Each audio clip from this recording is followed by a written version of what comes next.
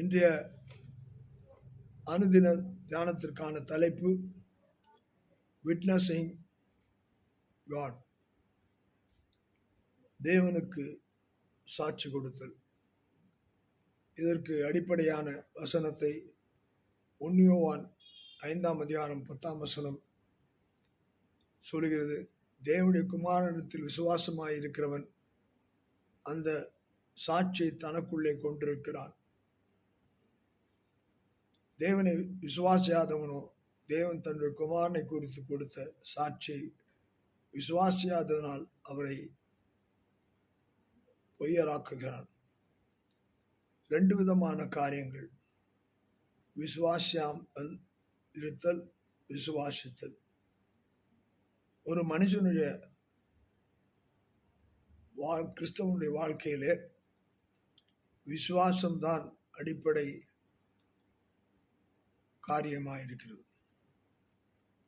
பார்க்கிறது அல்ல, காணாதவைகளை நாம் கண்டது போல் நம்முடைய வாழ்க்கையிலே செயல்படுதல், இல்லாத பொருளை இருக்கிறது போல் நாம் அறிந்து உணர்ந்து செயல்படுதல். விசுவாசம் நமக்கு நீதியையும், நீதி நமக்கு வாழ்வையும் கொடுக்கிறது என்று வசனம் சொல்லுகிறது. தேவகுமாரன் அவர் வார்த்தையாய் வெளிப்பட்டார்.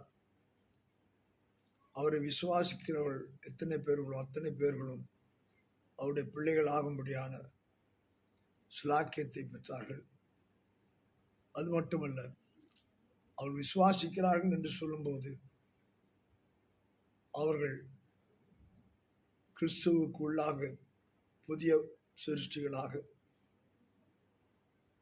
அவருடைய செயல்பாடுகள் எல்லாம் கிறிஸ்துவை போல இருக்கிறதை சாட்சியாக அவர்கள் வெளிப்படுத்துகிறார்கள்.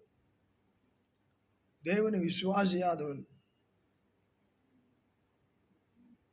என்று சொல்லும்போது, இயேசு என்று சொல்லும்போது, இயேசுவை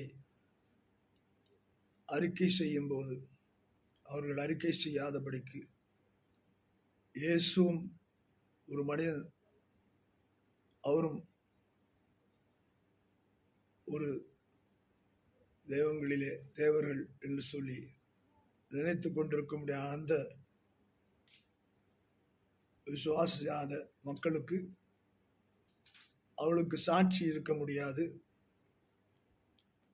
அவர்கள் தேவனை அறியாததினாலே அவரை பொய்யராக்குகிறார்கள். இப்படியும் இருக்கலாம், அப்படி இருக்கலாம் என்று சொல்லி. அப்படிப்பட்ட காரியம் அல்ல.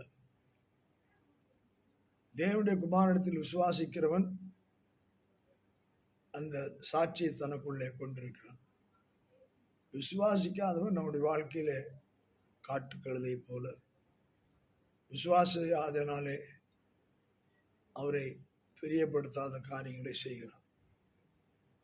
எப்படி நாம் விசுவாசிகள் என்று சொல்லிக்கொண்டு விசுவாசத்திலே சாட்சியை நாம் பகரவில்லை என்றால் கிறிஸ்து நமக்குள்ளாய் வெளிப்பட முடியாது. இதை நாம் அறிந்து உணர்ந்து நாம் செயல்பட தேவன் நமக்கு கிருபை செய்வாராக. ஆமென்.